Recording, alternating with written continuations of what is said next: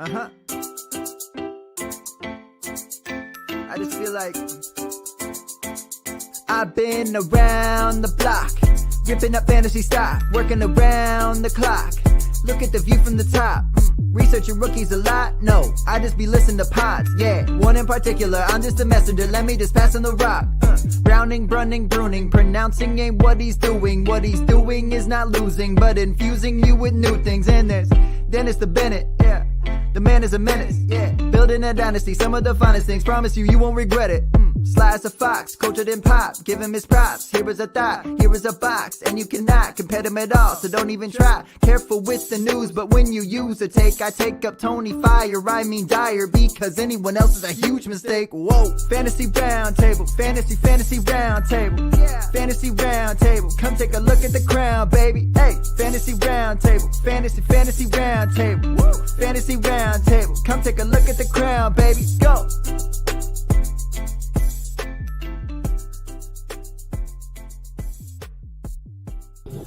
What is going on, everybody? It is week 17 and New Year's Eve. We've got week 17 football ahead of us. Dennis and Matt are here with me today on this beautiful Thursday. We're going to preview the entire week 17 on the NFL slate. Hopefully that we get through all these games. There's a lot of stuff going on in Cleveland right now that makes me a little bit worried. But obviously, hopefully we get through all this as we're going to get ready for the NFL playoffs, and we will get you guys ready for your Week 17 matchup if you are unlucky enough to have one, if I'm being honest. Matt, Dennis, how you guys doing today? You know, I'm doing fantastic. I mean, how many games have we played without Denzel Ward this season already? No, it's not Ward I'm worried about, but yeah. You know, and Mason Rudolph is going to be quarterback in the Steelers. So don't bring that up. That doesn't bring Matt comfort. I already tried that on Nope. Tuesday. Zero comfort whatsoever. You expecting a Mason Rudolph breakout game, are you? You know, we lost to Duck Hodges last year. Mason Rudolph isn't much worse than him. So yeah, I'm just saying not going to get my hopes up too high. Not when you're missing now your two of your best linebackers, pretty much your entire secondary outside of Denzel Ward at the moment. You know, great. Hey, yeah, we're getting our wide receivers back. That's wonderful, possibly. But you know, who else might go down? We just lost our tight end now. Our second string tight end. Who knows? Next, we'll probably lose our entire starting offensive line of Baker. You know, I thought Harrison Bryant went out. Isn't he your third string tight end technically? He's been playing more than Njoku, so I'd say he's the second string. Yeah, but we get Teller back, and who's that? Teller and Wirf's back this year, or this week. At least as of right now, yeah. It's a new year coming tonight, so it's time to look ahead with optimism. Yeah, you know. We're Browns fans. Yeah, that's what I was about to say. How does that saying go? New Year, same me, or some crap like that? Because it's not New Year, new me. So you know, New Year. At least I'm starting with a cut. Although I was really sad when they took all the stuff off the side. It looked like there was a lot of gray forming in there. As we turn to the new year, I'm going to hit a landmark birthday that starts with a 4. So I guess the gray is going to start coming in. Don't let all this color here fool you. I color my hair all the time. This is all gray. I just, this game and the Browns stress me out a lot. So do the Buckeyes. You just got to embrace it. Go. You know, I'm getting old. I'm looking at all of the stereotypes of old people. I'll fart in public, no problem. Hey, look, I think when we retweeted the live show off the show handle, I promised laughs, and look, it's already happening. Yeah, there we go. All right, so, I mean, again, we're going to just talk about every single game going on here in Week 17. I don't believe I'm assuming neither one of you guys actually have a championship game today, right? I mean, we all don't play in Week 17 championships. No, apparently I'm in 2 leagues that are still playing in Week 17 because I saw the scores are still up there, but I'm not in the title in either of them. I'm snobbish that way. Yeah, so we'll discuss it some. Obviously, we'll bring some fantasy take to, but really just going to be talking about the games and kind of giving our breakdowns here of what we expect is going to happen in Week 17. So let's kick it off with the 4-11 Falcons at the 10-5 Buccaneers. Ito Smith and Julio Jones questionable. I believe Julio Jones looks like is leaning toward not playing again. So you've got that going for him. For Tampa Bay side, Fournette questionable, but Rojo is possibly back. What do you guys just feel about this game? Falcons played Tampa Bay close last time. Do you think that they can upset them again? Or not upset, I'm sorry, they didn't win last time, but can they upset them? They could probably pull the standard Falcons and build a lead only to give it back in the worst possible way. I feel like the Falcons are going to play okay. They'll score some points. They've got a good offense. Their defense is pretty mediocre, and they're going up against Tom Brady and all of those weapons. It's a situation where – so even if Fournette's questionable and Rojo doesn't make it back, which I suspect he'll be back.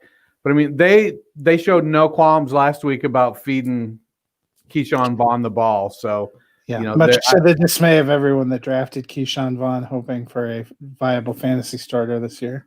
Or those that were hoping for a big game from Leonard Fournette. Yeah.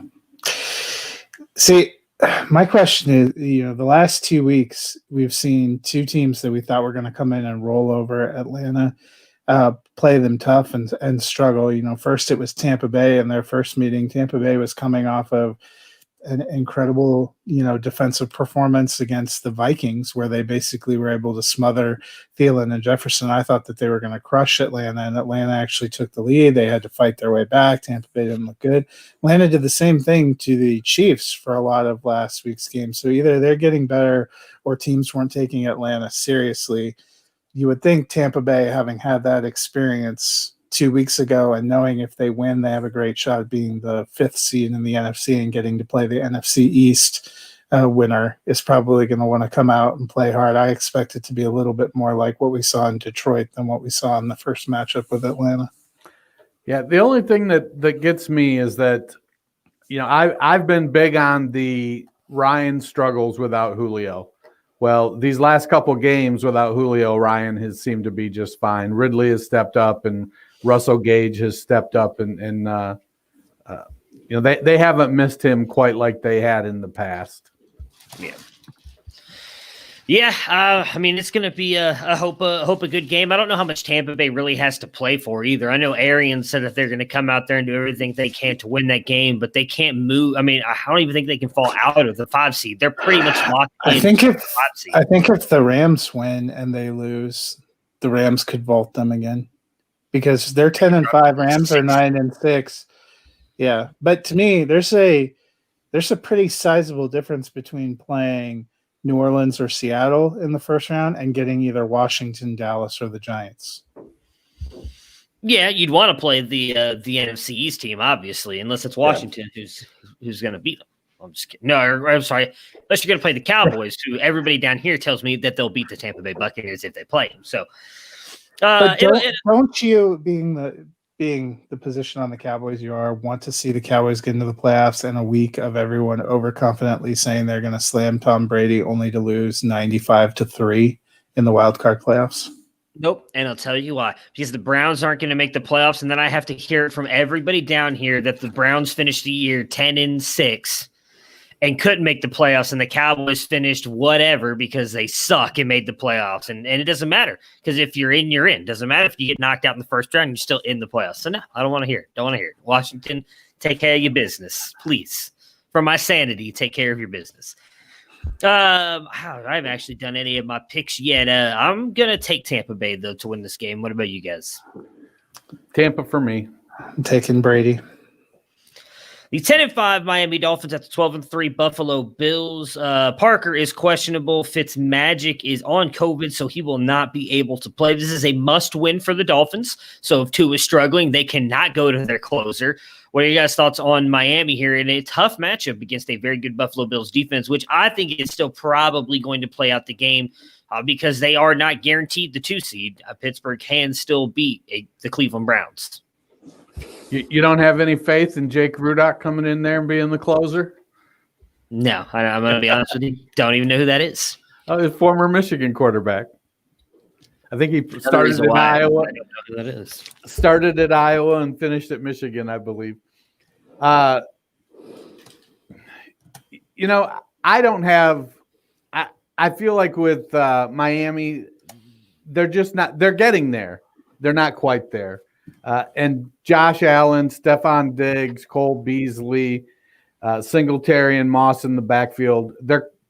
Buffalo is playing really, really well. And unless for some reason Buffalo just, 2019, 50% pass completion, Josh Allen shows up and starts throwing interceptions. That defense, that offense, they want to win. They're going to go out there to win. It's a divisional game. I love Tua. I want the Dolphins to do well, but I'm not expecting that to happen in this game. Yeah, it's a must-win for Miami. I don't think it's great that Parker's banged up. I still wonder mentally what now this is twice that they pulled Tua out because they weren't getting what they wanted and put Fitzpatrick in. They can't do it this week, but they spent prior to today when he went on COVID all the time since last Saturday saying that they had no problem putting him in and treating him like the closer. And if they needed to pull Tua out, they were going to. I can't think that was great for his confidence either. So how is he going to feel if he struggles? And Buffalo has plenty to play for. They win and they lock up the 2 seed. I think they really want that. It's pretty exciting for them. New York State just allowed them to have home fans for the wild card playoffs. So that, what a great moment for Bills Mafia. I think it's going to be, a pretty big game. I don't think they're going to roll over. And Miami hasn't exactly looked explosive throughout the season. They're going to need another huge day from Myles Gaskin. They need Gesicki's shoulder to heal. They need somebody to step up and be an option. And they've got to find a way to slow down Josh Allen, Stephon Diggs, Cole Beasley. That has not been an easy task for anyone. Yeah, that'll be interesting because obviously Cole Beasley, I believe, is questionable. I don't know if he'll end up playing, but I think that's obviously going to be the big thing is how well that defense can hold Buffalo's offense in check, because I don't see Miami putting up a ton of points. So if their defense can keep Buffalo to like around the 20-point area, I think Miami has a chance to win that game. I'm going to be honest, I don't think that they will. I'm going Buffalo here, but I'm interested to see what Tua does really in a whole game, because I don't think they go to whatever that Michigan quarterback's name was, because I already forgot who Dennis said that. Well, you're not gonna pull Tua for somebody who's not. Patrick. I don't know if Brian Flores would or wouldn't do that. Maybe he's got a different closer out there now. But honestly, if they're doing that, they might as well just give up on Tua being their starter. It was bad enough that you're yanking him for Fitzpatrick. You just don't want to get that tattoo. I mean, let's just look at it this way. They got the number 2 pick right now, or like a top 5 pick? It's a top 5 pick? Texans are 4, I believe. Man, Trey Lance would look really sexy in a Miami Dolphins uniform. Take Trey Lance, trade Tua for like a first and something else to the Patriots. It's coming, man. It's coming. Tua is going to become just an upgrade, just a smidge of an upgrade over Cam Newton, Jarrett Stidham. Just saying. No, I'm just kidding. He's better than Jarrett Stidham, at least. Buffalo, as I mentioned, Beasley's questionable. John Brown on the COVID list. Bills will lock up the 2nd seed with a win. Any fear that they might not play the whole game if they get up? Any worried about anything like that with the Bills? Not for me, because I'm not playing in any fantasy games this week. It's certainly a possibility. I would expect it'll be, even if they get up, Miami's going to be able to move the ball some. They're going to do well, and their defense, I think, will play well. I just don't think they will be able to, for the whole game, contain Buffalo's explosiveness. That being said, I easily see it being at least a 2-score game, but I could see Buffalo getting up, 14-3. And then they match scores going forward, and it just stays, 10 or 14 points going forward from there. So I think that if you're playing Josh Allen this week, he's probably he's either going to get you enough before he gets out that you should be okay, or the Dolphins defense will keep it close enough that they don't take him out. Gotcha. I mean, I could see if they got up taking out some of their guys, but I think they're going to want to play at least a half. The big difference, obviously, this year from years past is the 2 seed doesn't get a bye. So they're going to play, everybody's going to play next week no matter what. So if they're up and they're looking good, or if they're watching and well, I guess, does Pittsburgh play in the morning? You guys are morning. Yeah, they're all at 1, so they'd have to be scoreboard watching to see what Pittsburgh. Yeah, if they have the scoreboard up and Pittsburgh was going down, they may rest some guys. Yeah, that's what I know. A lot of players were kind of out talking about that last week, about possibly scoreboard watching and all that. But yeah, they all play. I think the only one that obviously changes is with Washington, Philly being flexed to that Sunday night game. Dallas doesn't. I mean, they don't have anything to watch. They just go out and play their game, and then if they win, they have to wait until Sunday night to see what happens. But I mean, they had to win regardless. Both Dallas and the Giants. I mean, all they have to do is win and hope. Yeah, that's what I'm saying, though. They can't scoreboard watch. They've got to win and then sit around and see what happens. So I am taking the Bills to win this game. I'm with you guys. I think they want that second seed, even though there's a chance that someone could get hurt if they play the whole game. I think they want that second seed. I think Miami's going to keep it competitive enough that Allen stays in there pretty much most of the game. But I do think the Buffalo Bills pull off the win. Who are you guys picking? Bills for me as well. Yeah, I'm taking Buffalo. All right, the 10-5 Ravens at the 4-10-1 Bengals. Ingram and Snead are questionable. Baltimore just needs to win, and they're in. Do they get it? Yes. I mean, have you seen Cincinnati play? Cincinnati's been better the last 2 weeks. They're playing with heart. They're playing with heart. I'll give you that. They're playing with heart against inferior opponents. And as shot across Pittsburgh's bow. As well, maybe. It's 2 weeks ago. You expect me to remember all the way back there? Well, they won last week too. Remember, I'm old. Texans. Now you could. I'm old. Your opponent. I like how the Bengals are managing to also follow the Jets' path of playing themselves out of the draft pick that they desperately need. They were lining up to get that offensive lineman and something that they desperately need. And I think that win last week knocked them out of the bottom 5. Yeah, because now everybody's talking about the Jets taking Sewell and helping Darnold instead of he was supposed to go to Cincy and protect Joe Burrow. Well, I looked at a mock draft on Draft Site. Our guy Shane Hallam is an analyst over at Draft Site, and I was looking at their mock, and they had Cincinnati has dropped back far enough that they're not going to get Sewell. They're also not taking Jamar Chase, who I keep seeing mocked to Cincinnati at like 2. And to me, that I don't. Do you need weapons? You always need weapons, but do they have more needs with Tyler Boyd and T. Higgins? I think they have better needs. So back at like 6 or 7, I think is where they were. It had them taking Kyle Pitts. That I liked, and then they went offensive line in the 2nd and 3rd. So I like that for Cincinnati. It had the Jets taking Sewell at 2. Yeah. ETN late 1st, and then another offensive lineman in the 2nd. So, that I think is coming around a little better.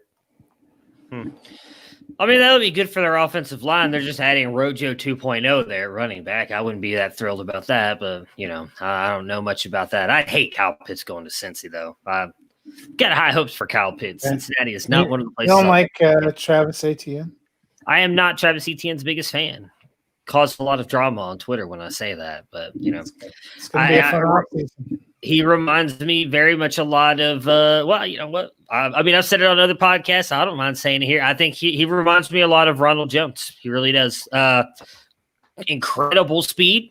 Dude can hit a home run every time he touches the ball, but when I go back and watch a lot of his games, he's running into the back of his offensive lineman a whole lot more than he is running into the hole that's there for him. And Clemson's got a pretty damn good offensive line, so I think he struggles with vision a little bit. Doesn't necessarily have the lateral agility or the hits his cutback lanes very often. He's not quite as good as a receiver as I think people give him credit for, just because he's caught, I think it's 40-something passes right now.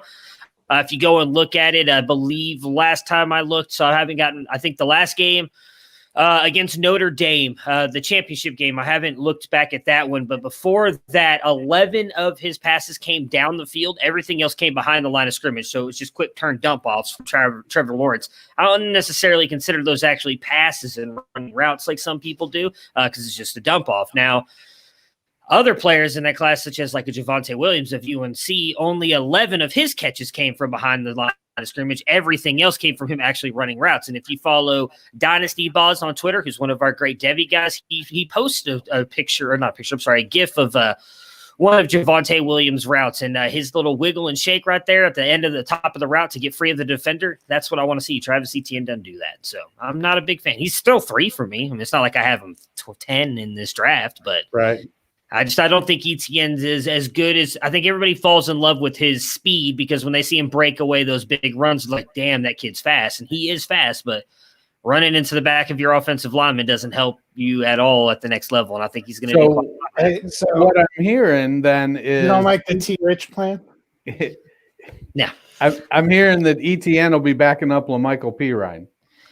I don't think he'll be backing up LaMichael Pirine, but I think you're just going to see a lot of what we saw out of Rojo his first couple of years. I'm not saying that Etienne can't fix it. I'm just saying what I see. Etienne, outside of that one thing, but in my opinion, that's the biggest thing when it comes to a running back. Like, you've got to have vision. You've got to hit your holes. And if that hole is filled up, you've got to see where your cutback is and try and get some more yards. You can't just run it. Speed does nothing for you if you're not actually getting into the open field. That's my base. And that's what everybody loves about him. He's got all this speed. Well, he's not going to do much with it if he can't get into the open field. So I don't know if he'd be backing up LaMichael Pirine. He's better than Pirine. He'll be starting. I just don't know if he'll be great. I think you're going to get a lot of Rojo type production out of him up until this year. We've seen Rojo has improved on that, so it's not something that he can't improve on.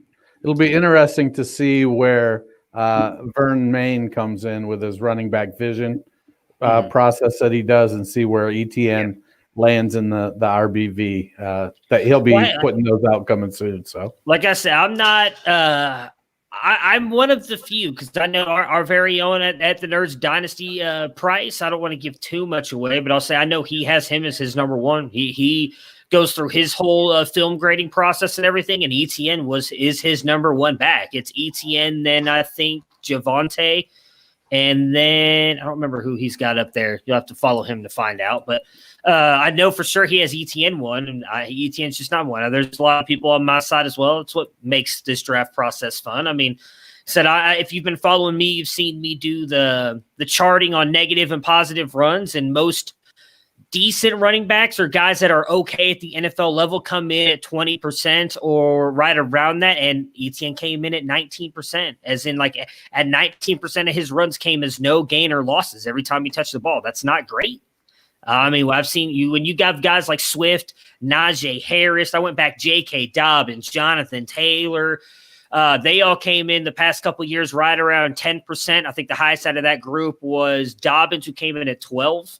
And then you had a guy like who none of us really liked that much, CEH, who a lot of people talked about how much they loved him, right? Because of what LSU did, and him in that landing spot came in at 18% in that charting. And a lot of the guys, I think it showed that. So getting really off topic here. I don't mean to go and make this into the Devi podcast, so I'll bring it back in. We've got a lot of time to talk about that stuff. But yeah, I don't just not as big on this. Just shows how little interest we have in the Bengals playing Week 17. That's true. That is very true. I like I'm not gonna lie. The biggest thing I took out of that is, please, dear God, don't let don't let Kyle Pitts go to Cincinnati. That's all I want out of this discussion.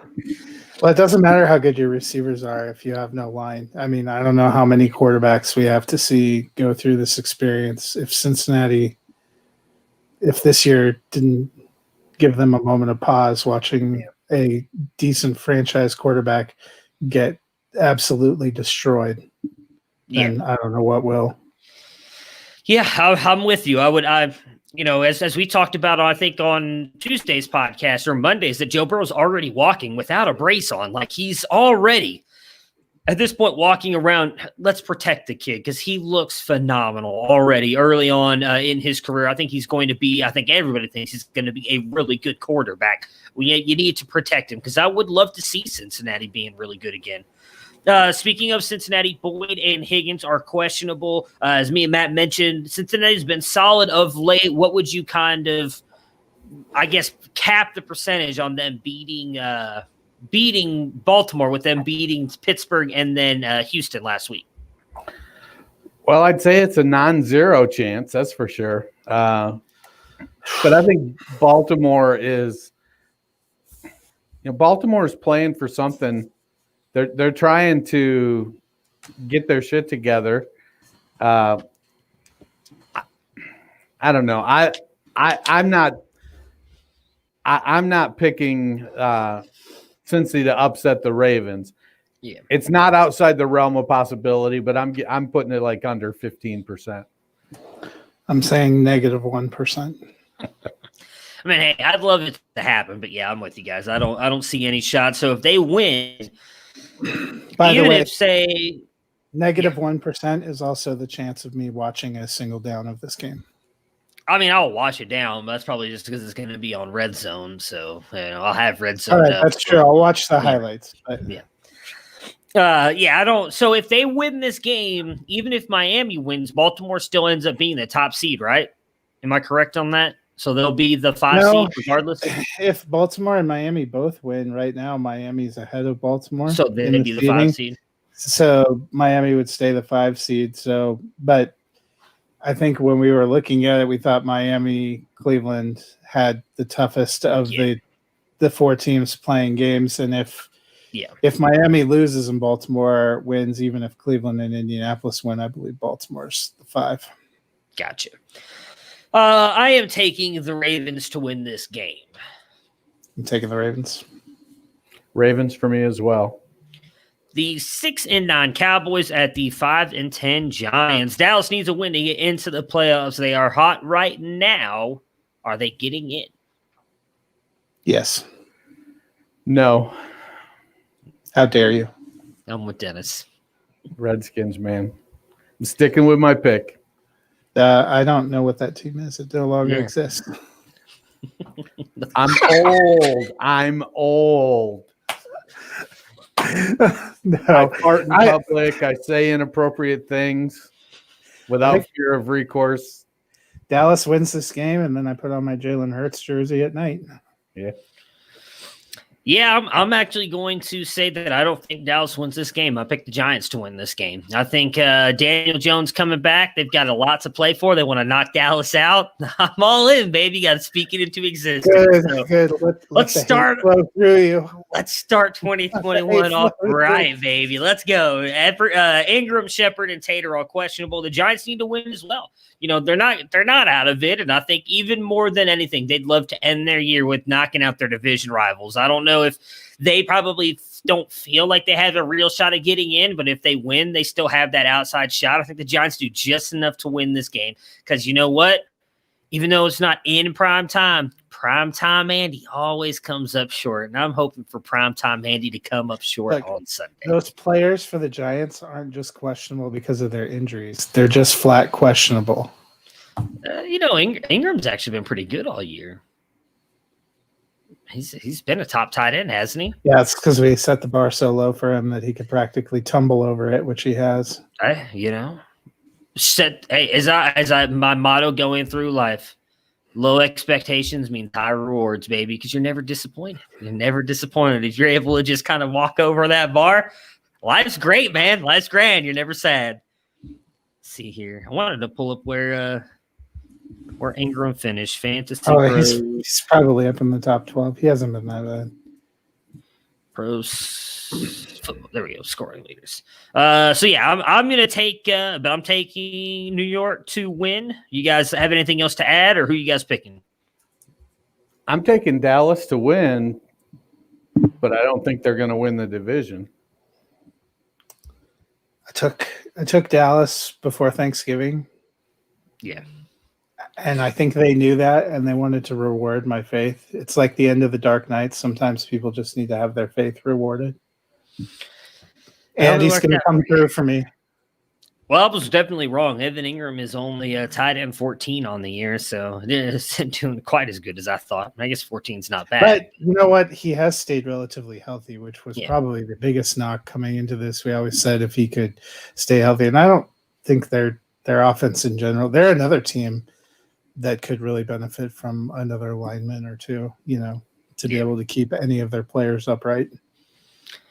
All right, the game I really don't want to talk about. 12-3 Pittsburgh Steelers at the 10-5 Cleveland Browns. We know that Mason Rudolph is starting. What are you guys expecting out of the Steelers, as there's been hints all week that Mike Tomlin might rest more of his starters as well? I feel like I've heard that like TJ Watt's going to be rested, Cam Hayward's going to be rested. So it's just going to be an even more embarrassing loss. This is just fantastic. And somebody else on the offense, and I forget who it is. Marquise Pouncey, or whichever Pouncey brother, Mike Pouncey, whichever one plays for this. Pretty sure it's Marquise. Well, honestly, even if they're on the field, I'd say all the Steelers receivers are going to be resting with Mason Rudolph back there delivering the ball. I don't know. He won them games last year. I mean, I don't know why everybody hates on Mason. I mean, he's not. They won games when he was playing for them. To say he won games, it's a gross overreach. A win's a win. Chicken or the egg. Chicken or the egg. As I've said before, wins are not a quarterback stat; it's a team stat. So it doesn't matter. He wins. Wins. Rudolph has a good arm. He can get the ball downfield. If the wide receivers play, or even if, they go what? Washington is their fourth.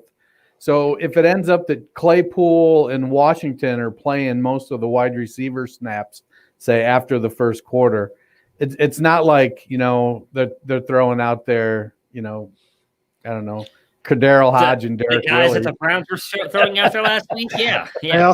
Don't forget our boy Ray McLeod, who seems to just constantly get in there and get receptions. I don't think it's going to be easy, man. I know everybody seems to think it's going to be. I don't think it's going to be easy. It's a game, two teams that hate each other. Nothing for the Browns in the history of the franchise has ever been easy. Exactly. This is what we do, baby. This is what we do. Pivotal game on the line last week. We choke it away. It's right there for you this week, too. It's right there. That's all we got to do. Now we got COVID hitting us at the perfect time.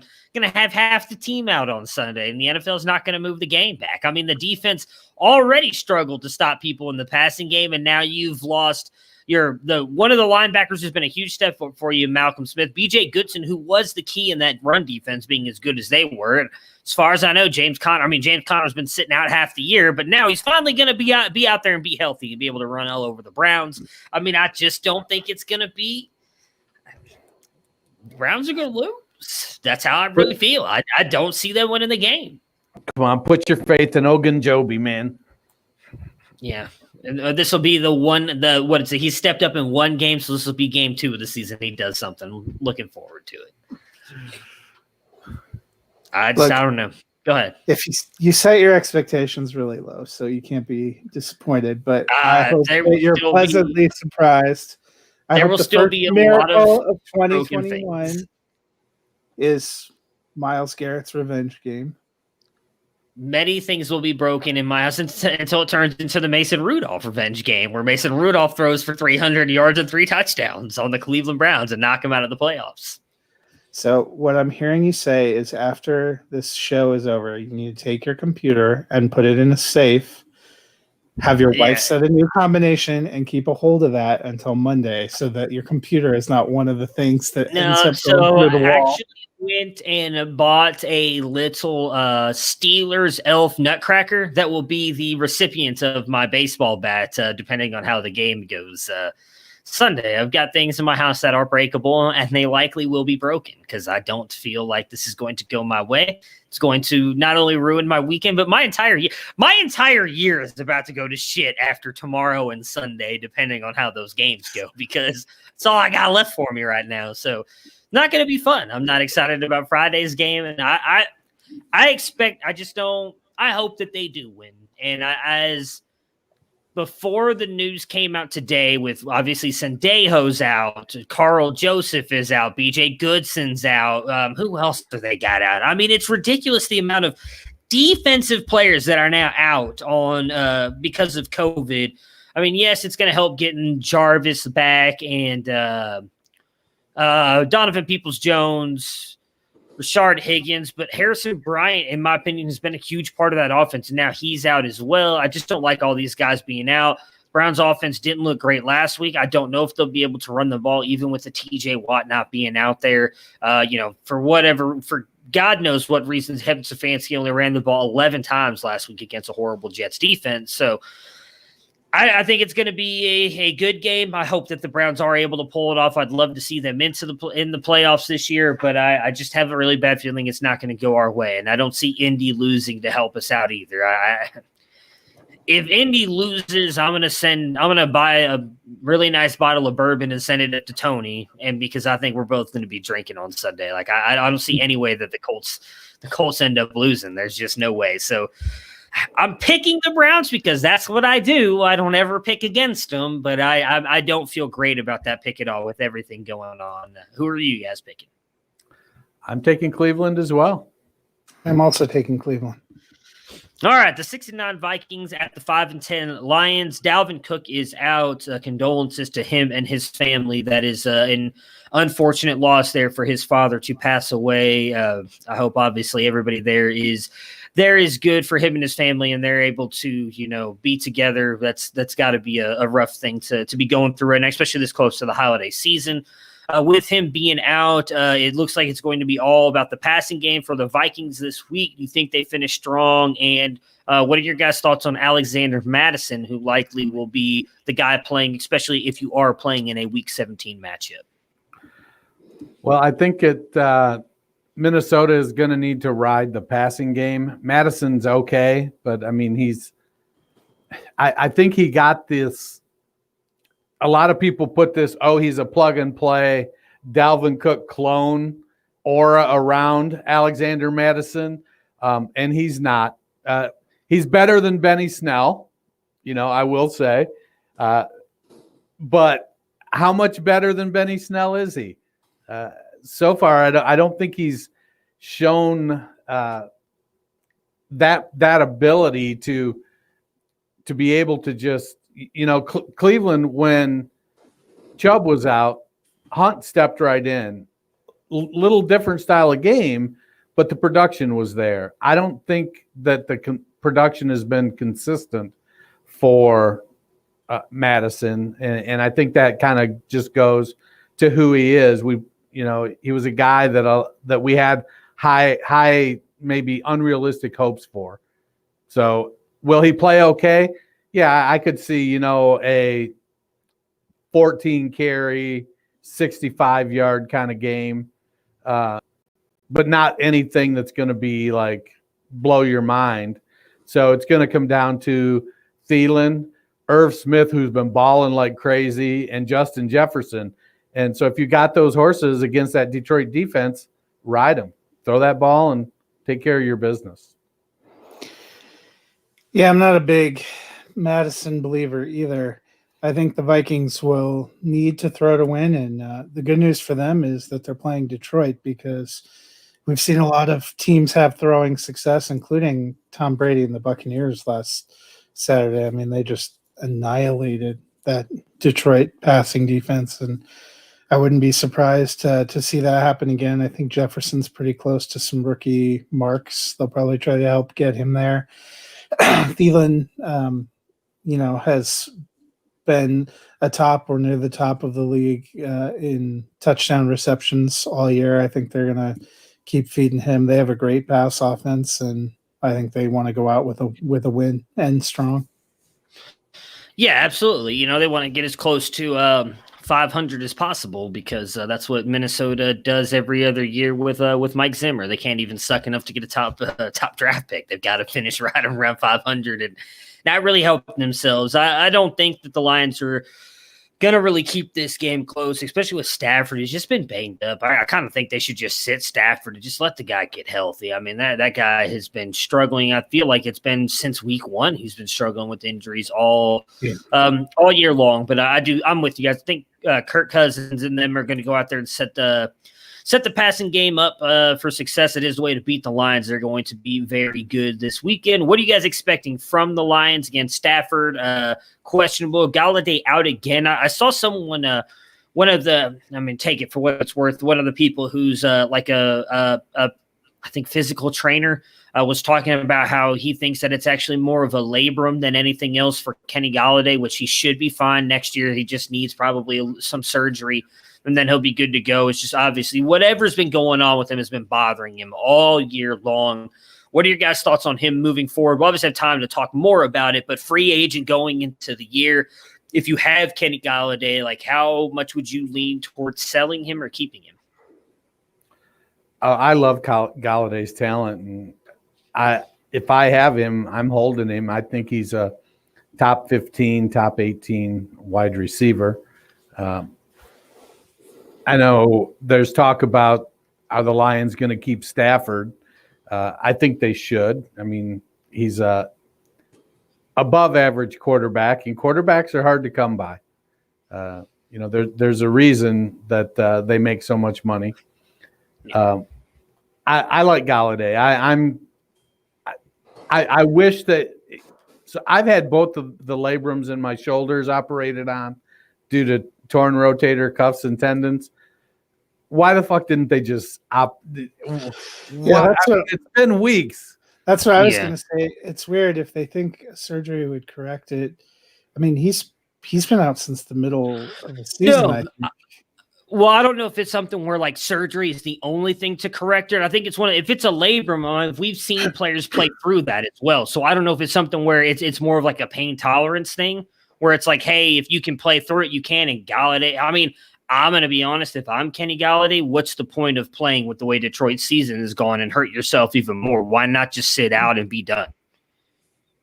Yeah, I don't know. I'm not going to say I'm that knowledgeable medical wise, but I believe that like if you have a labral tear that, typically that's something that you need to get repaired as opposed to just let heal. Could be wrong, but yeah, I'm not expecting a ton from Detroit this week, but the Galladay thing has been interesting and frustrating all year.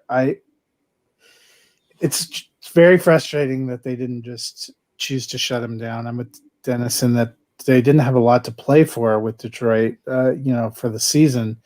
Was he trying to get them to put him in because he wants to make more of an impression going into free agency? He's a talented enough guy in the sample size we've seen this season and in other seasons that, I don't think this stops him from getting a contract, maybe knocks a few dollars off of or a few years off of what he can get, maybe diminishes some of the wide interest. But it's been a weird situation because it seems like he's practiced almost every week to some extent. Yeah. Or done some kind of work and then gets ruled out at the end, and it just never happens. Well, and that might be something, again, we don't know because we're not there, but maybe it's something where Kenny Galladay has been pushing to want to go back out there and play because he's in a contract year and he's trying to prove how good he still is. Because, I mean, Matt, we talked about this earlier in the week with the likelihood of the cap going down for these NFL teams. Mm-hmm. Who knows how much some of these guys are going to get paid, and Kenny Galladay's probably trying to get out there on the field to get as much money as he possibly can. So it may have been something more Galladay was pushing than the Lions. I wouldn't say we'll never know, but we're probably not going to know anything right now just because none of those guys are going to come out and say anything. We'll find out more in the offseason if he does or doesn't get surgery, or we finally figure out the extent of the injury. So I'm with you guys. So I would not sell Galladay. At this point, I think you'd be selling him low because we haven't seen him all year and you don't know what possibly is going to happen with him. So for me, I would hold on to him and just hope for the best. I do think he's extremely talented. And if he does end up back with Detroit, even if they end up moving on from my goodness, why do I want to call him? There we go. Well, I wanted to call him Sam Darnold for some reason. I don't know why. Even if they move on from Stafford, I still think whatever quarterback they bring in there, if Galladay's there, him and Hawkinson are still going to be the main guys. So I'm not moving Galladay. That being said, I'm taking the Vikings. Vikings for me. Speaking of Sam Darnold, the 2-3 New York Jets at the 6-9 New England Patriots. For the Jets, Gore is out. The Jets have been hot as of late. Can they knock off the Patriots this week? They can. I mean, Cam is downright terrible. If the Jets could get their receiving core to stay healthy, I like what they have with Mims and Crowder and Perriman. And hell, last season's darling Chris Herndon caught a touchdown pass last week, I think. He did. Yeah, he did. Herndon had like a great week. You know Suddenly. what? This entire last 2 or 3 weeks has been all the tight ends who have boned us all season long, going off. Hayden Hurst, getting into the action. Chris Herndon, Austin Hooper, Johnny Smith caught a touchdown last week. No, I like the Jets. I feel like Bill Belichick, if there's any coach that's going to go, you know what, fuck it, strategy-wise, the loss is better for us, that evil genius is the one. I like how, with Gore being out, I like LaMichael P. Ryan to get some run. I think he's back in health, been playing. Ty Johnson. I feel bad for Gore. But I mean, he's at 16,000 yards. It was weird. That game was on last week, and after Gore got injured, I guess I didn't realize he was injured that bad. But like 3 minutes left in the game, and it just showed Gore walking off the field down the tunnel, leaving by himself, no trainer or anything. It almost seemed like he was like, "Okay, I got my 16K, I'm out of here." But I guess he did end up having a little more serious injury than I thought. I want to see. I liked Sam Darnold coming out, and so I'm obviously invested in him improving. Mekhi Becton looks like a win there, and if the Jets can add some more pieces to that offensive line in the offseason, they could be a team that, if they can get out from under Adam Gase, could do some damage. Can they get out from under Adam Gase? We've all assumed that he's like a dead man walking, but there are times when you listen to Jets personnel speak that give me a moment of pause and make me think I'm not going to believe it until he's actually gone.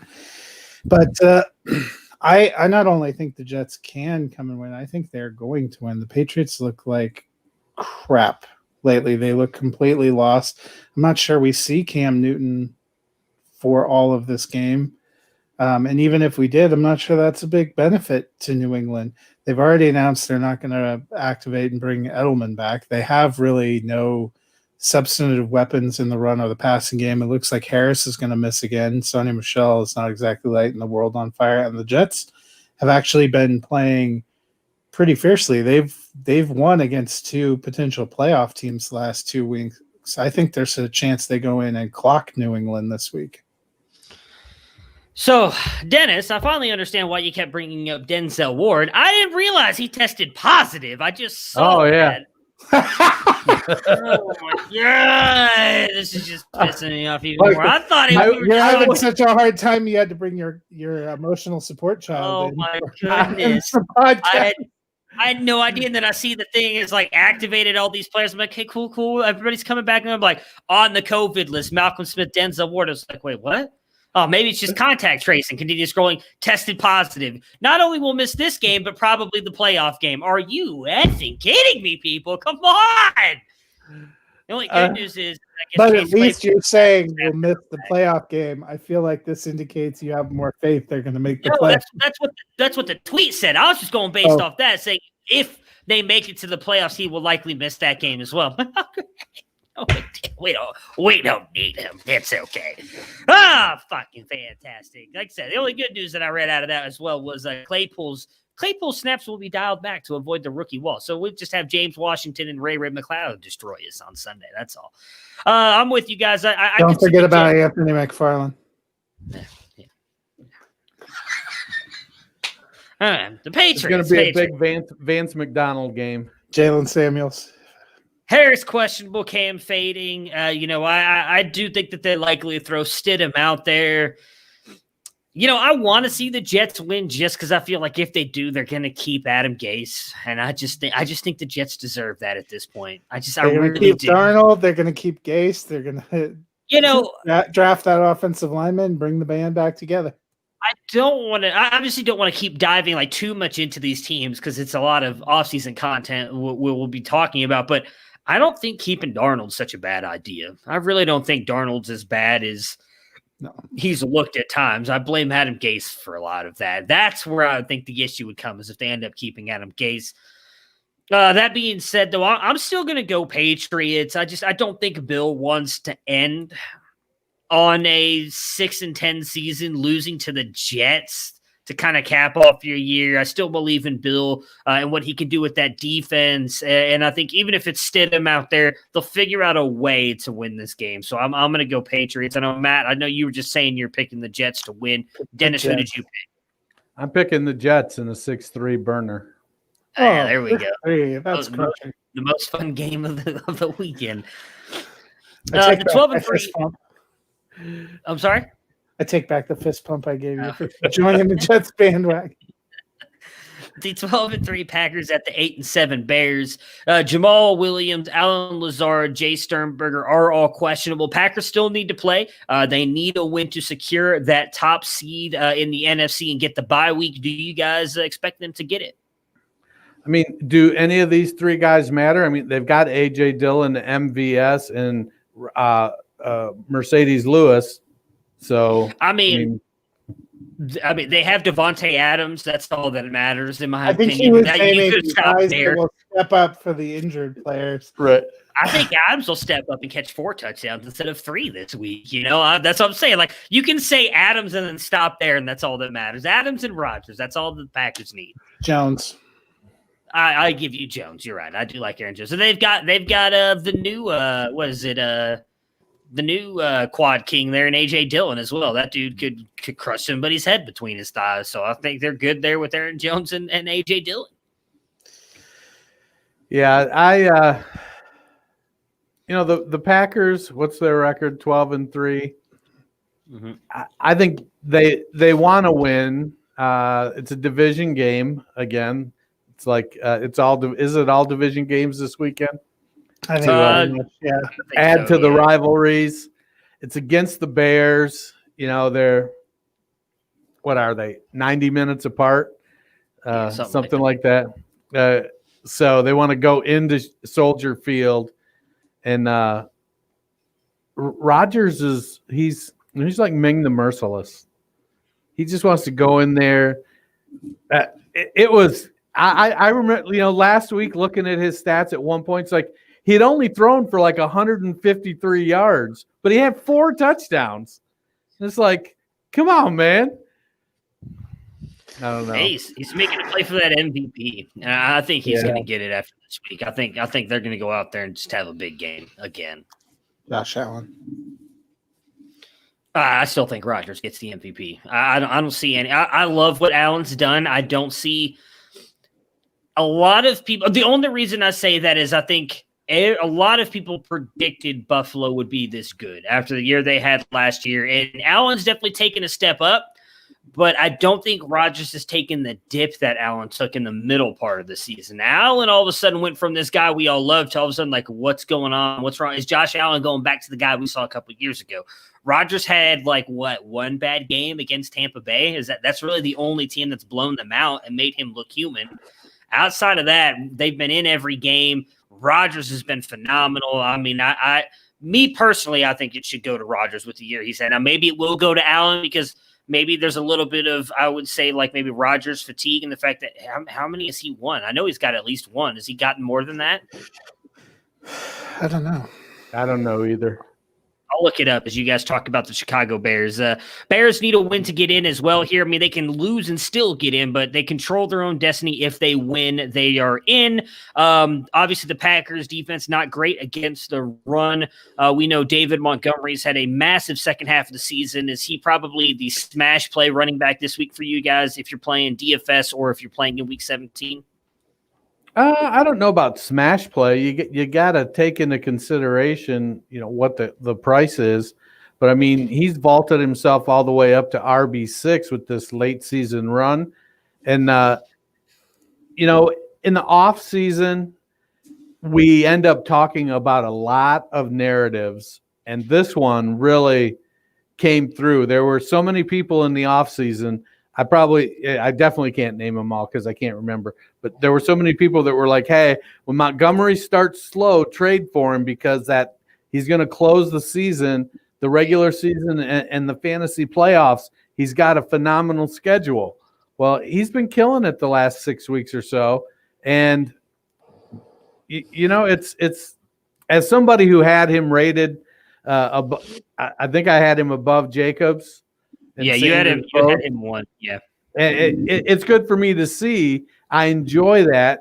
I think compared to some of these other classes, it's a little tough because I can accept that. Well, maybe he was the best of that class. He's pretty jaggish. Yeah. Yeah, I mean, he's been hot. So is Mitch. So is their offense. I think Chicago's motivated to come out, and I think they're going to have a good day. I actually am picking Chicago. I see that. This is where I pick up one of my last two games to tie you. Yeah, I took the Packers, so I assume that means, Dennis, you're taking the Packers as well. I have taken the Packers. Keep mocking me. That's worked out so well for you the last couple of weeks. Hey, I've been picking up games every week. I'm within 2. I think I was 3 or 4 games out last week. Let's be honest. I don't know. I'm going to run out of season is all that's going to happen. No one's catching that number 1 seed there for that group. Justin? No, I'm talking about our group. Me. I don't care. I don't care about Justin anymore. I know you have an 11 pick lead. You could pretty much take the week off and still win. I will. You know what? Just for fun, I'm going to take the week off. See if someone catches me. Aaron Rodgers has won 2 MVPs in 2014 and 2011. Funny enough, either one of the years that he actually won the Super Bowl. So, but he only won it once. Yeah, no, but I'm saying I thought maybe one of the times he won was the year it wasn't one of the year he won the Super Bowl. They both got knocked out in the conference championship both times. So maybe Aaron Rodgers doesn't want to win the MVP. Maybe not. I still think they go to the Super Bowl. I think it's down to them and the Saints. I don't see anybody else really competing with them. I could be wrong, but I think those are the two best teams. If Chicago wins and Seattle wins, do you know who the number 1 seed in the NFC is going to be? I do now. It's going to be Seattle because we talked about this the other day. I thought there was only the Saints had the chance to jump them. For the next game, we got the Las Vegas Raiders at 7-8 and Matt's Denver Broncos at 5-10. The Raiders, what are you guys expecting from that offense? For them to lose. I think the Raiders are looking to right the ship, and they couldn't have a better opportunity to right the ship than to take on division rival at home, grind it out with Josh Jacobs, make some plays with Nelson Aguilar down the field. Darren Baller's going to catch 10 passes for 175 yards. That guy's, it's crazy to think about what Waller's has done this season. And because of Kelsey's season, you don't hear hardly anything about it. It's been wild. Waller's having a phenomenal year. I was even unsure about him this year. I was like, he's been doing great, but the Raiders have added these weapons. Are they going to continue to go to him? Will he just regress because he's not going to get the opportunity? And man, Waller is just out there just stacking it up and putting numbers on the board. I think he'll continue to do that against Denver. I'd like to see Denver do something, but we'll let our resident Broncos fan lead us down the Bronco pathway. Well, the Raiders don't need a bounce back on offense. If anything, their offense should be sending flaming bags of dung across the hall to the defense, because the offense played well enough to beat the Chiefs, played well enough to beat, was it the Colts that they played and got crushed defensively at the end. And last week, their offense would have won that game, but their coaching made the most shitty decision in the world, like he had never seen their defense play before, and then looked surprised when their defense managed to choke it away. So I think their offense has been playing well. Denver's defense is beat to crap. I'm pretty sure you or I could audition to play cornerback and make the active roster at this point in time. They've been taking people off of other teams' practice squads and putting them into starting roles, which is always, makes you feel really good on the inside as a fan. We have lost our top 6 corners. So, it's been a bang up season. But I gotta be honest, Raiders have no defense either. I'm more of a zone corner than a man-to-man corner, just to keep that in mind. If a small zone at that. If Jerry Jeudy remembers that his hands are for putting around the football, squeezing it gently and pulling it into his body, or better yet, they just don't throw the ball at him, I think that they can score some points against the Raiders. They're going to be at home. They hate the Raiders. This is the exact same track the Raiders season took last year. The Raiders looked like they were going to make the playoffs, and they flamed out in the second half and ended up losing to Denver in Denver on the last day of the season to end the season 7-9. History repeats itself. I never thought I'd hear you out here standing for Deshaun Hamilton, man. Deshaun Hamilton got crunched between 2 people and held onto the fucking ball to get a first down. Jerry Jeudy got one gifted into his hands in the end zone, put it on the ground, and then went and pouted like a Proud Boy on the bench. So what you're saying is, after the draft last year, when the Broncos got Jerry Jeudy, you're regretting all the nice things you said about him? Is that what's going on here? I still think eventually he'll be good, but he was complaining about not getting the ball. They were complaining about not getting him involved. He got 15 targets last week, and like that touchdown, he should have had that. That would have been a big play in the game. When they're down 19-16, Drew Lock, which doesn't happen all the time, happens like maybe 30% of the time, delivered a beautiful strike down the field right to hit him in stride in the chest, and he dropped it. That would have tied the game. It was just it's very frustrating. Maybe it adds to everything else, but now it's also, I've been frustrated because they've started their media tour on social media this week, where they're talking about how great and how talented they are and how they need to bring everybody back and they're ready for 2021. And I still am not sure how I feel right now. Well, I'm taking the Raiders because I want them to get a better draft pick so they can pick up another wide receiver who can't catch the ball. So Matt, I assume you're taking your Broncos. I'm taking Denver. I think they're going to get it together. Yep. I'm taking the Raiders. This is where I tie it up. It probably is where you tie it up. All right, the 10-5 Titans at the 4-11 Texans. Does Henry get to 2,000 yards? What was he again? Away 234, I believe. 223 yards short. He's at 1777, and he ran for 212 the first time he played the Texans. So 223 is a big number, but it doesn't seem completely out of bounds. Book it. He's going over 2,000 yards. I'm going to say yes. I think he's going to get there too, because I think Tennessee is going to have to score and needs this win, because there's a scenario where if they lost this game, if things broke wrong, they'd get knocked all the way out of the playoffs. Dennis? Are we on Jacksonville, Indianapolis, or Tennessee? Never mind. They ran together for me. I was like, wait a minute. I mean, Houston sucks just about against the. I mean, it's Jacksonville sucks just as bad as Houston, so I understand where the confusion might come from. Well, I mean, what did Houston give up last week to Cincinnati? Well, Matt looked this up earlier in the week. The last time that these two played each other, Henry ran for 200-something yards on Texans. So, and they made Samaje Perine look like the second coming of Dalvin Cook last week. Yeah. So the Texans are not good. Romeo Crennel, God love him. He's not coaching to be the new head coach of the Texans. That is not going to happen. Honestly, I feel like he's going to come up short of 2,000. I feel like short. I feel like he'll be, in the high 100s, 185, 190. I just think the game is going to run out of time. They're just not. It's not going to be worth it for them at going 11-5. At some point, they're going to go, look, do we really need to risk injury here going into the playoffs to get a vanity record?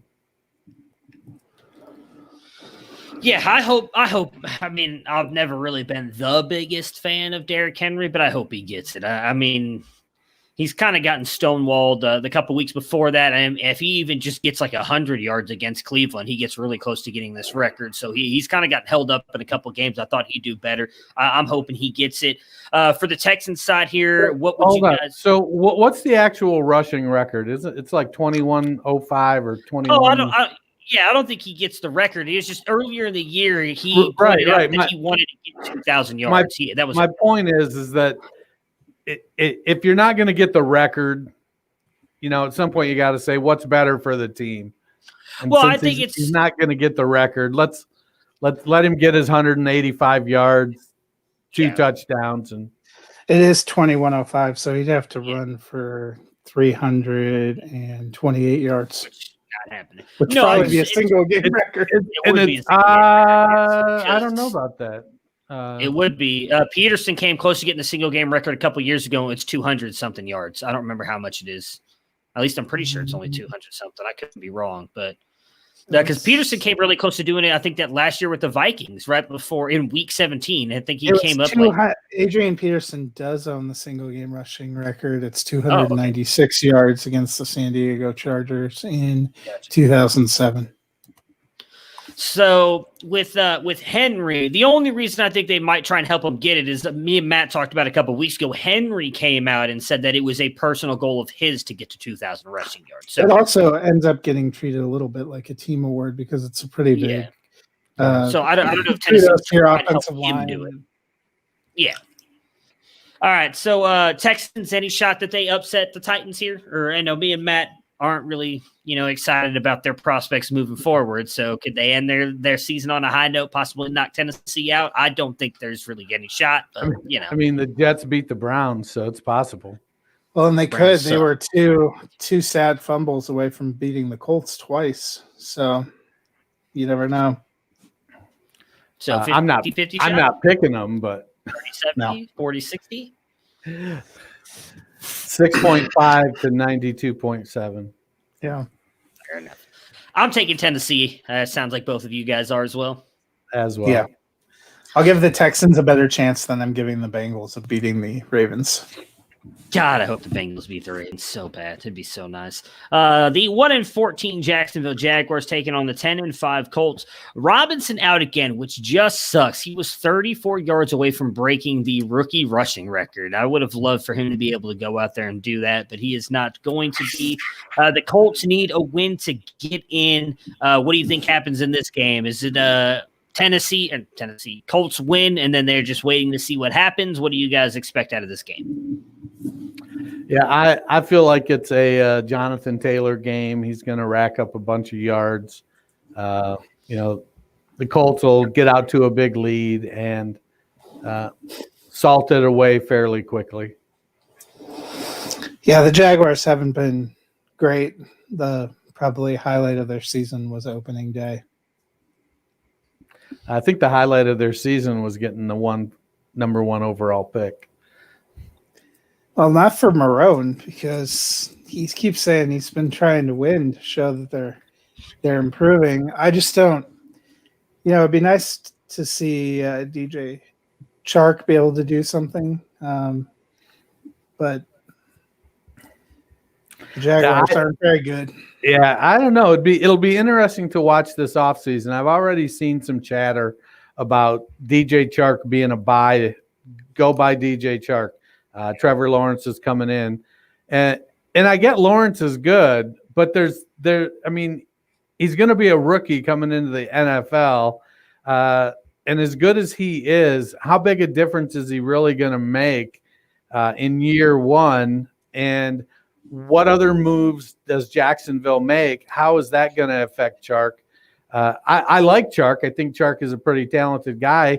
He did let down after his season last year, so getting a better quarterback is certainly going to be something for him to look forward to. But it'll be I'll be interested to watch the buy DJ Chark because he's getting Trevor Lawrence narrative all offseason into next season, especially if the Jaguars struggle at the beginning of the season, or if Chenault or Cole or somebody else steps up in the Jacksonville wide receiver core, to see, do those people come back out of the woodwork and talk about, oh, I missed or whatnot, or, Chark had an outlier season. Is that really what happened? It'll be something to watch. But don't you think like the buy low window's kind of closed a little bit because he bottomed out, but I would think a lot of people have higher hopes for next season with potential changes and a new quarterback coming in. I do. Actually, I just saw today, I forget who, I wish I could remember who I saw. Trent Baalke, I think, is who originally put it out there, that Jacksonville is hot on the trail of one Urban Meyer. Yeah, I think that's Urban putting his name out there like he did last year, because all the talk last year was Cleveland wanted Urban Meyer, and it never really looked like they actually wanted Urban Meyer. They wanted Kevin Stefanski the whole time. So I don't. And then there was, what was it? A lot of talk that Dallas was going for Urban Meyer too last year before they went and got McCarthy. I think that's Urban. I don't think that's Jacksonville actually wanting Urban. I'll be honest, if Urban goes to Jacksonville, I'm fading Trevor Lawrence hard. I do not think Urban's that great of a coach. I may be in the minority there. I'm not his biggest fan. Well, to me, it comes down to, can he take his hand out of the pot long enough to let an NFL offense get developed? I don't think there's nothing about his offenses he's ran in college that has prepared quarterbacks to be NFL quarterbacks. And it's a situation where if he's going to try to rule an NFL coaching staff with an iron fist when it comes to the offense, it could end up being a Steve Spurrier-esque nightmare for the offense. Yeah, I agree with you. I do not think it would be a great move by them at all. But I mean, I love Urban for bringing a championship to Ohio State, but I don't think he would. He needs to bring in a great offensive coordinator and not have his hands in that at all, I think, for that to be at all successful. Because I do think overall he's a great evaluator of talent and a great leader of men, but I don't think he's a good offensive coach, if I'm being 100% honest. So I do think, though, if he doesn't go there, Lawrence will be a great move. I mean, we saw, everybody says he's the next best thing since Andrew Luck. We saw what Andrew Luck did for that team when he first stepped in. I mean, I'm pretty sure he took him to a playoff in his rookie year. Now, a better team around him than what Jacksonville has. But I think with the ability that Lawrence has, he could come in there and easily make guys like Chark, Laviska Shenault, whether Conley's still there, whomever's still available for that team. I think that they immediately take a step forward. How much, I don't know. That's going to be dependent on who ends up coming and coaching and all that stuff. But I think Lawrence going there does increase their stock at least a little bit. Yeah, it's going to be interesting to see who the new GM is and the new coach. Chark and Shenault, I think, are the only two wide receivers they have under contract after this season. Gotcha. All right, I am taking the Colts. What about you guys? Colts for me as well. 6-9 Chargers at the 14-1 Chiefs. Keenan Allen, Jalen Guyton are questionable. Chiefs have locked up the top seed. A lot of talk that they'll play some of their guys, but not the full game. So you might get a little bit of Mahomes, a little bit of Kelsey. I believe Bell is going to be sat entirely. So what are we expecting from this game? Do you think the Chiefs end up still pulling off the win if they only play a half? Chargers have a chance to pull off the upset here. Not that it matters. What are your thoughts on this game? Well, I feel like the Chargers are the team with the fire in the belly playing to get a victory. I think the Chargers, the players like Anthony Lynn and hear the chatter about him getting canned. Whether or not he does or whether or not he deserves to, I'll leave that for people that follow the team a bit closer than me. But I think they're going to be playing hard. They're going to, with Keenan and Guyton questionable, Mike Williams is going to have to step up. And if he doesn't, it's going to come down to can Austin Eckler put the team on his back like he did early in the season. I felt like I read somewhere earlier today that Chad Henne was starting. So, yeah, I think they are. If that's the case, if the Chiefs, if it does, it's not, clearly then not going to affect their playoff status if they lose. I think they're going to field a team, but that'll be pretty much it. It'll be Darrell Williams out there and Blake Bell. No, but Bell is in Dallas now. I forget who the. Yeah, Chad Henne was named starter for Week 17. Yeah, I forget who the backup tight end is there in Kansas City right now. I think it's another former quarterback. But I don't know. I think, the Chiefs will obviously play hard, but the Chargers playing their starters versus a mix of Chiefs backups and starters. I'm looking for the Chargers to pull it out. Yeah, I'm taking the Chargers. The Chargers almost beat the Chiefs when they played the first game when they were at full strength. That was one of those kind of close ending games. We thought Herbert was going to win, so I think they win. And I think there is a decent chance Anthony Lynn is back. He's been popular with the players. If they win this game, they finish 7-9, which – yeah. Problem is they could be much better if Anthony Lynn didn't make some of the decisions that he made earlier in the year. But I do like him too. I do young team. Yeah, is it all on the coach? Is it a young team maybe not executing? The play calling, yes, it's on the coach. When he decided to do some of the things that he decided to do, that's on the coach. That's not you. If you tell your team to go out there and punt at 4th and inches against the Chiefs in overtime and knowing that you need to probably just drive down the field and score, yeah, that's on the coach, man. That ain't on. Justin Herbert's not going, take me out, punt the ball. No, that's on Anthony Lynn. There were some other. I don't know that. Maybe he did. Maybe he didn't feel like he had it. No, I don't think so at all. Justin Herbert's that dude. He ain't ever coming off the field. They do remind me, this. I was a little bit excited about Denver because the way they ended 2019 kind of with a young rookie quarterback looking promising, winning, getting up to 7-9, looking frisky. The Chargers look like they have kind of some of that same energy where they were playing really well but losing close in the middle of the season. They managed to get these close wins at the end of the season. Maybe they're figuring it out a little bit and they can carry some momentum in. They still have a good team, with Keenan Allen, if they can bring him back, and he's back. He's on contract now. He signed that contract extension this preseason. Oh yeah, that's right. It's Henry that's on the franchise tag. Henry franchise tag, and Williams, I think, will be a free agent as well. So that may actually not matter that much. Fair point. All right, the 8-7 Cardinals at the 9-6 Rams. Murray is questionable, but I saw stuff earlier today saying that he is going, or that they expect him to play, so he should be out there.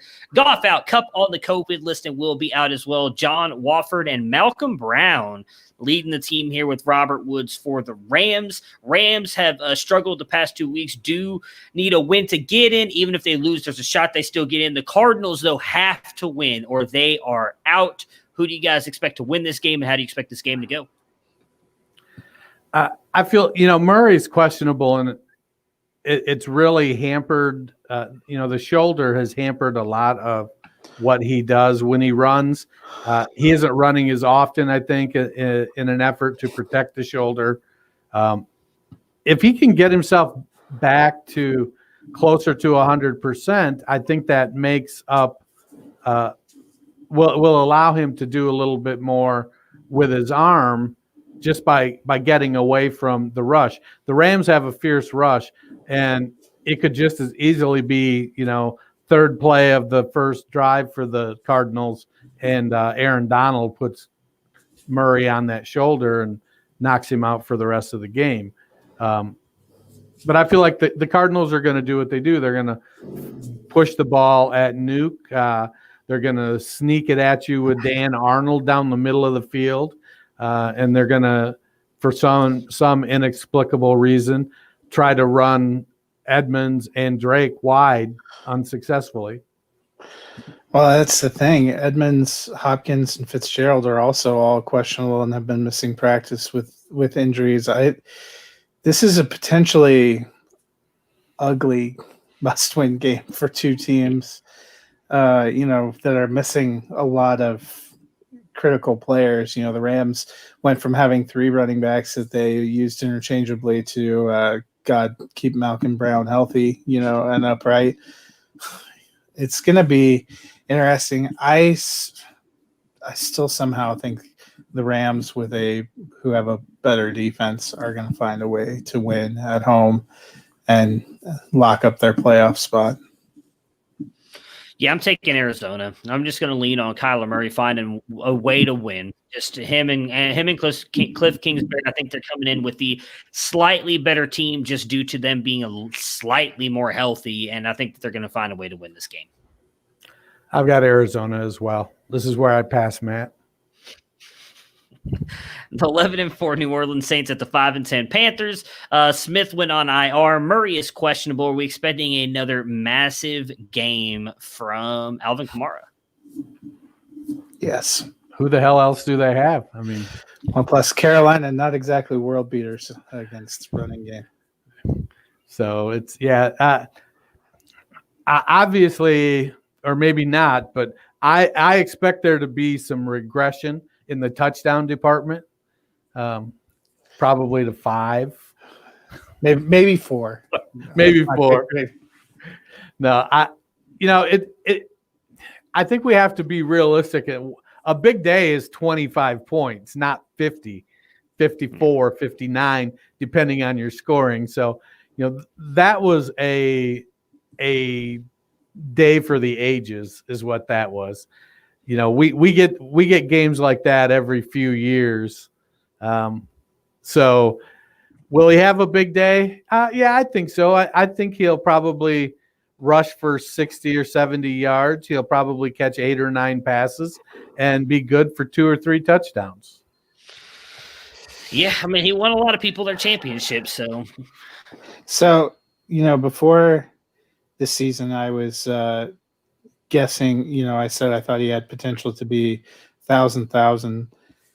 He's not going to make it there as a receiver because he has 83 for 756 right now, but he's got 932 rushing yards. So that only puts him 68 rushing yards away from 1,000. I think he's going to make a push, and we'll get there for that. And I wouldn't be surprised, to see him get 6 or 7 receptions too, just because they're thin in receiver. I think he's had an amazing season, and from a fantasy perspective, he's been one of the few first round top picks who's been on the field and been solidly productive. He and Devontae Adams are probably the 2 most solid of those first round picks this year.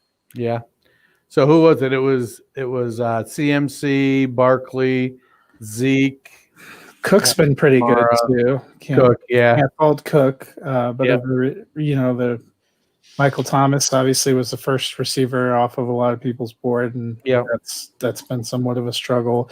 If you took a quarterback in the first round, that's been a struggle. If you went up and took Kelsey, that worked out for you because he was tracking to have a potential to end up as the league's leading receiver, but It's just, some of these guys have been amazing and amazingly solid. That was one of the reasons I said in the middle of the season I felt like Kamara should be in the discussion for MVP because he was helping carry the Saints, and he's continued to help carry the Saints. Breeze has not looked exceptional all year. Thomas hasn't even been there, but he's been pretty rock steady as long as Breeze has been in there. I'm sad to say that. I'm sad to see that he got 83 catches. He's been on 81. Well, I knew he'd get that 81. I was hoping he'd stay right at 81 again. Taysom Hill tried to keep him there. That he did. I'm taking the Saints in this one. What about you guys? Yeah, taking the Saints. Saints for me as well. The 11-4 Seahawks at the 6-9 49ers. Olsen, Hyde, and Carson are all questionable. Seattle can still get the top seed with a win. You've got Ayuk injured. Really going to be Jeff Wilson and George Kittle trying to carry the San Francisco team. How do you guys see this game going for the Seahawks and 49ers? I think I feel like it's going to be a Rashad Penny breakout game. Hey, way to stay on brand. He's back, He's back. Hyde's banged up. Carson's been banged up. Russ has been struggling. Who better to bring him out of that funk than Rashard Penny? No, I feel like, Lockett, I think, is questionable as well. And for me, I think it's going to be a DK Metcalf, not Wilson, Disley and Hollister. You just never know which one of them it's going to be. So that's fine. It's going to be what it is. They want to run the ball. They want to shorten the game. And then when they get an opportunity, take a shot. Russ isn't cooking. Russ isn't microwaving. Russ is crockpotting that as of late. So, is he using the crock pot from This Is Us, the one that caught fire? Yeah. I don't think this is going to be a super high scoring game. San Francisco has played with a lot of heart and a lot of pride, even if they, record wise don't have a chance to go anywhere in the postseason. We saw that last week with how they played against Arizona. And I think they're going to play solid again this week. I think Seattle will find a way to win, but I'm expecting kind of a tight 2017, 24-20 kind of game. Yeah, I'm with you. I don't expect it to be high scoring, but I think Russell Wilson does enough to pull off the win here for the Seahawks. I don't think they get that number one seed because I still think the Packers win, but I do think that they end up getting the win here and capping off their regular season with a win. Who are you guys picking? Seattle for me. Seattle for me too. All right, then the Sunday night football game, you got the 6-9 Washington football team at the 4-10-1 Philadelphia Eagles. McLaurin doubtful, Gibson questionable, Smith questionable, but he is practicing. Washington as win and get in. That's all they have to do is win. Doesn't matter what Dallas and New York does. And then you've got Jackson and Goddard questionable for the Eagles. Hurts has obviously been phenomenal up until last week. Can Hurts get it done in the final and help the Cowboys or Giants get into the playoffs? No, he can't. Yeah, I'm with you. Chase Young is, with Washington, it was interesting to watch some of the Chase Young, Tyler Heineke interaction. I don't know if Chase was like, oh, this dude needs to be pumped up, or I don't know if Chase was like, man, it's about fucking time they took Dwayne out of the lineup. But Chase seemed all in on Taylor Heineke or Taylor Heineke. And so whether it's Smith or whether it's Heineke, preferably it's Smith, but I like the defense to be able to control Philadelphia. I think they've got the defensive line to put with enough speed on the defensive line to put some pressure on Hurts and contain Hurts well enough. Hurts has played beyond my expectations. Admittedly, my expectations were very low. He's ran like I thought he could, but he hasn't. He's thrown the ball much better than I expected. much better than I saw him throw it in college to wide open players. So I like Washington in this game, regardless of the quarterback, and I think that it's going to be on the back of Chase Young in that defense. Yeah, I mean, the defense has been solid. That was what helped, Washington actually upset Philadelphia on opening day. That was one of the ways this season started. They certainly could do it again. I think Philadelphia gets the win. Yeah, I'm taking Washington. Mentioned it earlier. I think I've wanted to see Alex Smith kind of get that one last hurrah there in the playoffs. I think Washington has the better team. I think the defensive line is going to be able to cause issues for Jalen Hurts. I think that Washington finds a way to pull it out. They've just looked like a different team with Alex Smith at their quarterback. Sucks not having McLaurin. I don't think he's going to play with him being doubtful, but I think they figure out a way to get it done. Yeah, it looks like today they changed his status from doubtful to questionable, even though he's still not practicing. Well, that hopefully will be good news. Get him out there. All right. Before we get out of here, there's a couple things that we need to discuss. I'll let I don't know who put that on there. Was that Dennis or Matt? I'll let you take it from here to congratulate everybody. Yeah, Daniel Brown, D Brown FF88, is our Dynasty League Listener League champion, Knights of the Round Table. I think he was in our redraft league last year as well. Yeah, he lost in the championship, I believe, last year. Yeah, he brought it home pretty big in the Dynasty League. He was had a pretty dominant team and won the championship.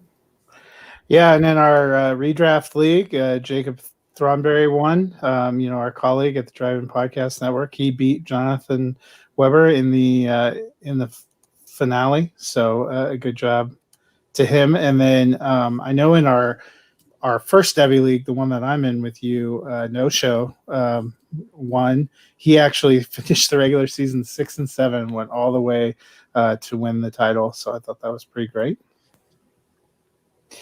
And then I went and looked. We did that eliminator challenge where people get eliminated every week, and it looked like Corey Jeffries ended up being the last team standing there. I know I was the last one left of the four of us. But I got knocked out in like week 11 or 12. So great job to everybody who was in there. I just thought it would be nice to do a few shout outs to those who won the competitions we put out there. Yeah. What I learned about myself this year is that when it comes to best ball / eliminator challenges, I am awful. I learned I'm awful at everything, so I got not much going for me. I think the only reason I hung in there in eliminator for so long is because I went off the board and took Herbert. Matt, you want to mention the playoff challenge? Yeah, so for those of you that want to, keep playing, keep going in fantasy, we're going to do a playoff challenge. If you've never done one of these before, basically you end up taking one player from each of the 14 playoff teams to slot into a set of positions. We're going to have 2 quarterbacks, 4 running backs, 4 receivers, 2 tight ends, a defensive slot, and a kicker slot. So you put in those. Basically, it's a cumulative scoring competition, so it'll last the 4 weeks of the playoffs from the wild card round through the Super Bowl. Everybody has the same number of players playing every week because you take one from each team, and so everybody has the same amount that'll get eliminated. We're going to post a link to a kind of survey form that'll ask you to go in there and plug in your team choices. The cutoff is going to be 5 p.m. next Friday, which I believe is January 7th. And to get everything in, because obviously you're going to want to wait and see who finishes making the playoffs and what the final seeding is. A lot of strategy there.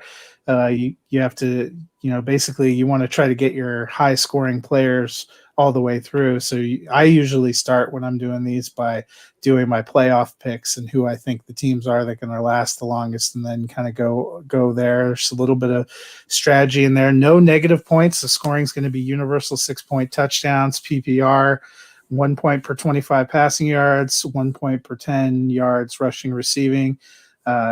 Defense will score by 1 point for sacks, 2 points for turnovers, 6 points for touchdowns, and then standard kicker scoring, 3 points for 0 to 39-yard field goals, 4 for 40 to 49, and 5 for 50-plus yard field goals. All right. So if you guys want to do that, you can, Matt, are you going to drop it on the show account or on your account? Probably both. Okay.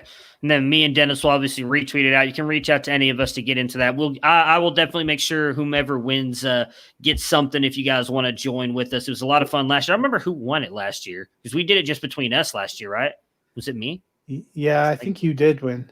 And we talked about whoever is the winning team will also get an automatic bid to our 2021 redraft league. Yes. Yeah. Even a blind squirrel finds a nut once in a while, Matt. Yeah, that's what I'm saying. Last year was my year. I've learned from this year. As you said, you weren't good at best ball. I'm not good at any form of fantasy. I learned this year. I'm horrible at it all. It's not been my year whatsoever. So it's a little bit of fun. Helps keep you kind of locked in on the playoffs. Yeah, since I won't have any teams in there or anybody to root for, it'll be a lot of fun to root for the players because, Browns are not making it. Dennis and I know that we won't have our teams in there. You and Tony still have a chance. Keep hope alive. Yeah. Keep hope alive has not been my slogan for 2020. It's been let's get to 2021. Well, 2020 is new over. Year, new me. That's what I'm rooting for right now. New year, new Browns. I don't know. This guy's gonna be horrible. Right. Anyways. Thank you, everybody who's been listening all year, interacting with us. This is our first year going to video on everything. It's been a lot of fun on some of these Fridays and other shows where we've had a lot of comments jumping in there. It's been fun. Hoping to continue to grow. We've got some things in the works coming for next year. We'll be really excited to start talking about. Excited for off-season content. We'll be moving to 2 shows a week in the off-season. We doing we're just going to discuss this live. Mondays, Thursdays, is that what we're doing? Sounds good. Yep. Yep. Okay, cool. So we'll start that actually next week. So we'll be going a little bit later every week as well because Dennis has to live in Eastern time and he's got to, make it harder for us to start. But we'll start later, recapping games. We'll preview playoff stuff, talk all kinds of dynasty content where a lot of the fun comes for us and talking about where we see players and different teams and everything. So everybody, if you're into college football, enjoy the playoff games and the other games going on Friday, Saturday. And then obviously good do you luck. Have your pick for the semifinal games? Tomorrow's the semifinal games. Clemson 41-13. That's fine. No, I think aren't they playing Ohio State? Yes. Why do you think I'd pick against Ohio State? I feel about as good as Ohio State winning as I do the Browns winning this weekend. So that's just kind of my attitude going in. It's not a. Don't you put that on me, Ricky Bobby? I picked on the Debbie debate show last night that I think the Buckeyes win it last drive of the game. They drive down the field and score, and they beat Clemson. It's going to be a good game. I really do. It's going to be better than the Alabama Notre Dame game. I'll say that. But Notre Dame's going to roll. No. Roll Tide. I'm I'll out. talk to you. Yeah. Everybody have a good weekend. Stay